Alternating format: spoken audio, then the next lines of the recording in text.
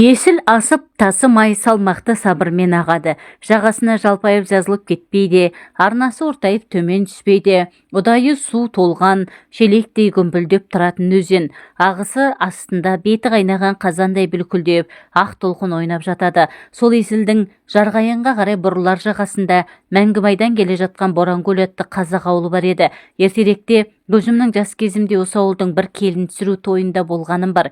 Той не орыс дәстүрінде, не қазақ дәстүрінде емес, әйтеуір араласып, бытысқан жағдайда өтіп жатқанда кенет бір адам келді де, соның бәрі аяқ астынан өзгеріп сала берді. Әуелі ол маған қалың бұлтты жарып шығып, көзіңді қарықтыра жалт ете қалған күн сәулесінде елестеді. Үйдің ішінде керемет бір жылылық орнады. Енді кетсем бекен деп отырғам, еріксіз бөгеліп қалдым. Үй иесі оны құдашамыз Ақмоладан келді. Пойыздан түскені жаңа қазірде деп таныстырды. Есімі Құралай, өзі де Құралай десе дегенде екен. Салған жерден той тізгінін қолға алып, отырысқан жаңа леппен жарастық берді. Қазақтың осы күні ұмытып қалып бара жатқан кейбір салт дәстүрі мен ойынына жиналғандарды еліктіріп, тойдың шырайын шығарды. Оның адамдармен сөйлесуінде, ыңғайласуында бір дегдарлық бар. Мойылдай қап-қара бота көзімен өзіңе елжірей қарағанда айтқанын істетпей қоймайды. Өлеңді де келістіріп айтып, домбыраны да шебер тартады екен. Кең пішілген кең көйлектің етегін жайып жіберіп отырғанда ханзада сияқты көзі ұшқын шашып тұрады.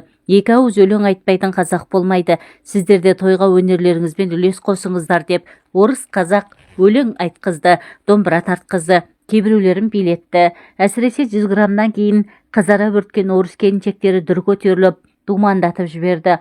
Мен қазақтың ескі дүние-ай, Құдаша деген әндерін орындап бердім. Құдашаның сөзіне салмақ салыңқырап, Құралайдың өзіне қарата айттым білем.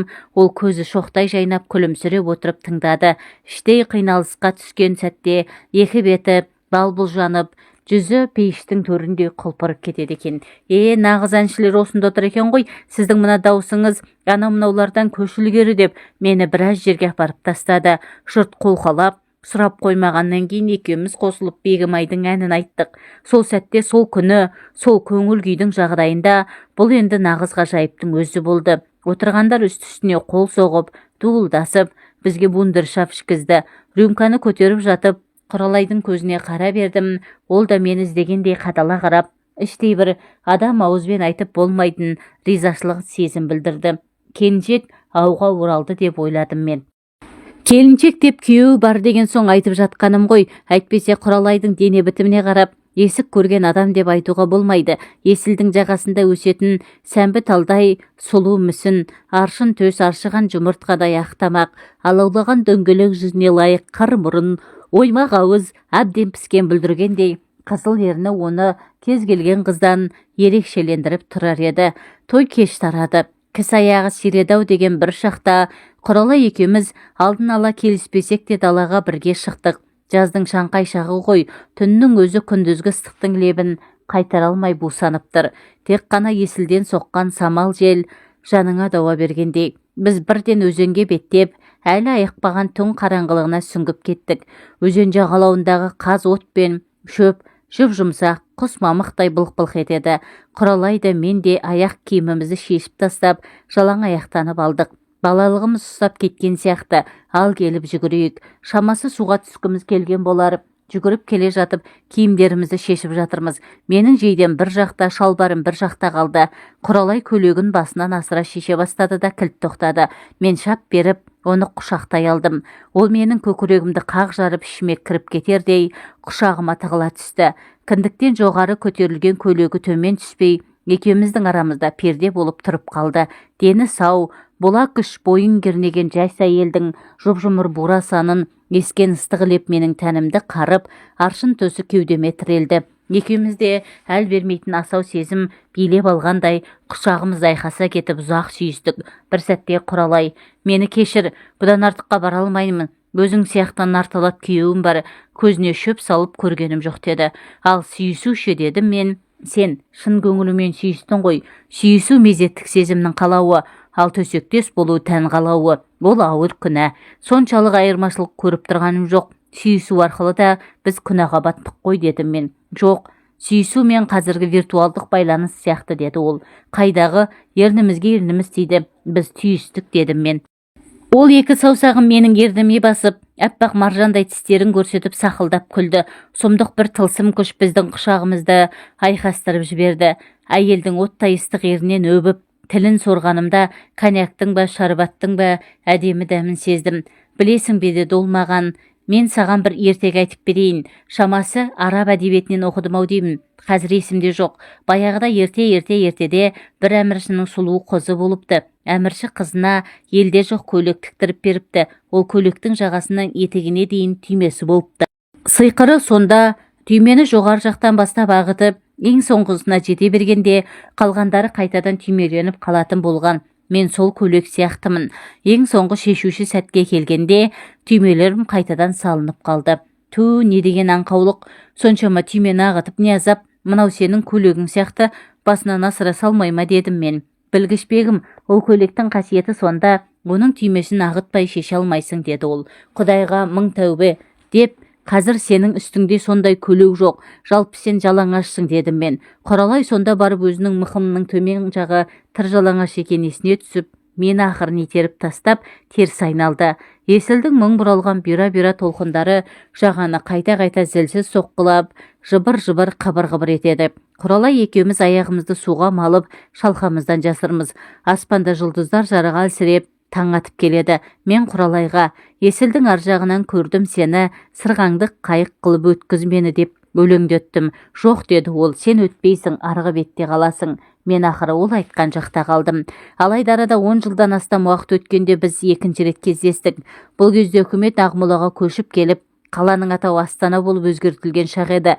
Корпорация басшылығының бұйрығымен Ордабай облыстық теледидарына бас редактор болып орналасқан едім. ТВ бағдарламаларын цифрландыруға байланысты республикалық семинар өтетін болып, бас инженер екеуміз Астанаға келдік. Семинар бұрынғы парламент мәжілісінің үйінде кіші залда өтті. Үзіліс кезінде түскі асты жақын жердегі өзіміз орналасқан Есіл қонақ үйінің ресторанында ішіп отырғанбыз.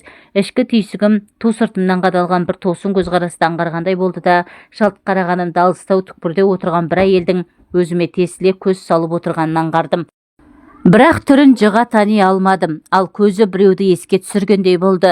Бір түрлі таныш, жылы көзқарас. Апырау, кім болды екен деп ойлағанымша болған жоқ. Ол орнынан тұрып маған қарай жүрді. Жақындаған сайын сана түкпірінде сығалаған бір ескі көріністің беті ашылып, мен оны тани түстім. Құралай, баяғы Құралай ғой мынау. Ой Аллай, бұл қайдан жүр? Мен де орнымнан атып тұрып, екеуміз құшақтасып амандасып, мәз-мейрам болып жатырмыз. Осындай, мынау әкімдіктің ішкі саясат бөлімінде істеймін деді ол. Оның әкімдік деп отырған Есіл қонақ үйінің тап қарсысындағы 7 қабат зәулім үй. Бір кезде оның 7-ші қабатында біздің редакция болған. Бұл маңай, мынау қонақ үй маған өте таныс. Өткен ғасырдың 80-ші жылдары менің біраз ғұмырым осы жерде өткен. Көп сөйлесуге Құралайдың уақыты тығыз болды. Тәртіп, кеңсе жұмысы дегендей, біз кешкілік кездеспек болып келістік.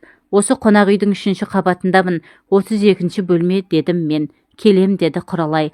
Қонақ күтетін болған соң бұрынғы бойға сіңген әдетпен бөлме ішін жинастырып, бір шөлмек ішімдік, тіске басар жеміс жидек, сапалы тамақ алып қойдым. Менің бөлімімнен әкімдіктің алдына беті алақандағыдай анық көрінді. 7-ші қабаттың оң жақтан санағанда 6-ші, 7-ші, 5-ші терезелерінде біздің кабинеттер болып еді. Бастығымыз алданнан бастап Төлеген, Жылқыбай, Бәдуан, Қайыркен, қыздардан Бақыт, Жамал, Жұматай, тағы басқа жігіттер өпір-шүпір болып, шахмат ойнап, дүниенің асты-үстіне түсіріп, сапырып жүруші еді. Ол да бір өткен ғұмыр, қоламтаға айналған шоқ. Үрлесең бәрі есіңе түсіп, санаң жаңғырып қоя береді. Сонда ғой Жұматай марқұмның президент Назарбаевқа өлеңмен хат жазып, кезектен тыс пәтер алғаны. Оның тілі тотияйын ғой, тиген жерін ойып түсетін. Құралай уәдесінде тұрды. Сағат кешкі 9-дарға таман келіп есік қақты. Ту, заман өзгерсе де кеңселердегі жұмыс істеу тәртібі баяғыша қалыпты ғой, тым кеш шығады екенсіңдер дедім мен. Айтпаңыз деді Құралай. Қағазбастылық қосылмаса азайған жоқ. Жарты ғұмырымыз осы кеңседе өтеді. Ол күлді, бірақ көзінде мұң бар. Жүзі де бұрынғыдай емес, солғын тартқан. Әр жерде болмашы әжім ізі сезіледі. Отырыс жақсы болды, шарап іштік, тамақ іштік. Қазіргі саясатқа, Астанаға байланысты талай әңгіме айтылды. Ақырында сөз ретінде Құралайдың жеке басына тірелді. Жасыратыны жоқ, күйеуіммен сүйіп қосылдым, 5 жыл бірге тұрдық. Соның алғашқы 2 жылдында өзімді бақытты сезіндім. Қалғанының бәрі азап, деді Құралай. Басты себеп баламыздың болмауы, бармаған жеріміз, қаралмаған дәрігеріміз жоқ. Кінә өзінен екенін білгеннен кейін күйеуімнің жырғасы түсіп, мүлдем өзгеріп кетті.